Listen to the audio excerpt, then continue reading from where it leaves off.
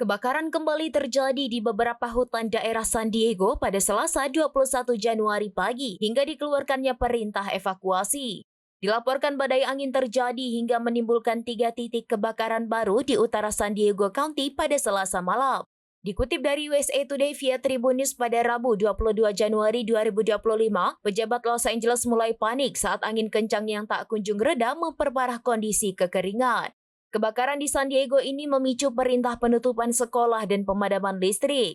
Hampir setengah dari 97.000 titik listrik di California dilakukan pemadaman hingga Selasa pagi. National Weather Service melaporkan angin berkekuatan badai bertiup di California sepanjang malam hingga dini hari. Hembusan angin berkecepatan 102 mil per jam tercatat di pegunungan San Diego.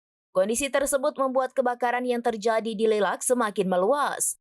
Kebakaran itu juga mengharuskan 86 warga mengungsi dan merusak 2 bangunan.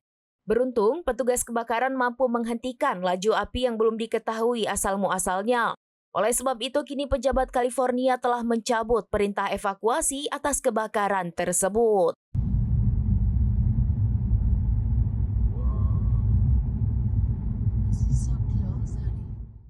Download Tribun X sekarang, menghadirkan lokal menjadi Indonesia.